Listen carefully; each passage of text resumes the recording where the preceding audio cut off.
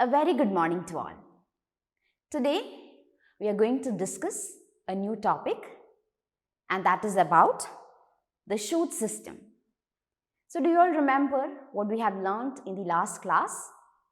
We discussed about the different parts of a plant, right? So, which are the different parts of a plant? Root, stem, leaves, flowers, and fruits. So, these are the different parts of a plant. So, most plants have a root system and a shoot system, right? And we learned in the last class about the root system. The root grows in the soil, and we discussed about the two main functions of the root system. Today, let's move on to the next one, that is the shoot system. The part of the plant that is above the soil, that is called the shoot system.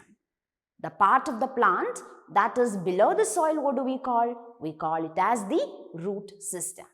So, the part of the plant that is above the soil, that is called the shoot system. And the shoot system consists of stem, leaves, branches, flowers, and fruits on it. So, it includes stems, branches, leaves, flowers, and fruits on it. So, if you closely observe this picture, you can take page number 80 in your textbook, you can see. So, these leaves are attached to the stem at the node. So, at every node, there can be a bud, and that bud grows into a new plant. So, you can see the leaves are attached to the stem at the node. So, at every node, there can be a bud that grows into a new branch. So, at every node, there can be a bud, and that bud grows into a new branch. So, the part of the plant that grows above the soil, what do we call? We call it as the shoot system. It includes stems, branches, leaves, flowers, and fruits on it. Now, let's discuss about the functions of stem. What are the different functions that are performed by the stem? The first thing is, it bears branches, leaves, flowers, and fruits. So, stem keeps the plant upright. That is, it keeps the plant straight. And it supports the branches, leaves, flowers, and fruits. So, it is the stem that supports the branches, flowers, fruits, and leaves. See the second point. It carries water taken in by roots to the rest of the plant. So, we know that it is a root that absorbs water and minerals from the soil. And it is the stem that it carries to all parts of the plant. That is the second function. The next one is, it carries food made by the leaves to all other parts. So, we know that plants need food to grow and survive. So, the plants prepare food on their leaves, and it is the stem that it carries the food to all parts of the plant. So, these are the different functions that is performed by the stem. The first function is that it supports the branches, leaves, flowers, and fruits. Then, it carries water taken by the roots to all parts of the plant. Then, it carries food made by the leaves to all other parts of the plant. So, these are the functions of a stem.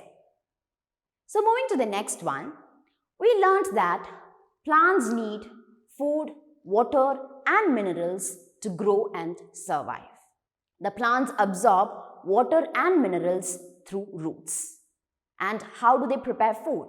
The food is prepared in their leaves, and that process we call it as photosynthesis. So, plants need food, water, and minerals to grow and survive. And how do they get food and water? How these food and water is transported to all parts of the plant. So, each part of the plant requires food and water, right? Every part needs food and water to survive. So, how every part of the plant gets food and water to grow and survive? So, there are separate bundles of tubes which are present in the entire plant that transports food and water to all parts of the plant. It is the xylem. It carries water that is absorbed by the root to all parts of the plant, and then phloem, it carries food that is prepared by the leaves to all parts of the plant. So xylem and phloem are the conducting tubes of food and water. So this is how food and water is transported to all parts of the plant. Moving to the next, that is about the bark. So have you heard of this term bark? So bark means it is the outer covering. It is the outer covering of the tree trunk and branches. So that outer covering, we call it as the bark. So this bark protects the inner part of a tree. There are many other functions for this bark. It conserves water. Then it transports food and water throughout the tree. Then it forms a barrier against the organisms like insects that can damage the plants. So what is this bark? Bark means it is the outer covering of the tree trunk and branches.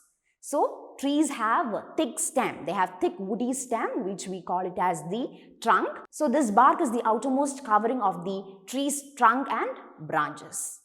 So it protects the inner part of the tree. Then it conserves water and it transports food and water throughout the tree. So that is about the term bark. So I hope today's class was clear to you. In this class, we discussed about the shoot system. So what is this shoot system? The part of the plant that grows above the soil. What do we call? We call it as the shoot system. And we discussed about the functions of stems. So what are the different functions of stem? It bears fruits, flowers, leaves and branches. Then it carries water that is absorbed by roots to all parts of the plant. Then it carries food that is prepared by leaves to all parts of the plant. Then we learnt about the connecting tubes of food and water. The connecting tubes that transports food and water to all parts of the plant. That is the xylem and phloem. The xylem, it transports water, and the phloem, it carries food that is made by the leaves to all parts of the plant. Then we discussed about the term the bark. Bark means it is the outer covering of the tree trunk and branches. So that is all about this topic. You can go through page number 80 and 81 in your textbook, read and understand the topic that we have covered today.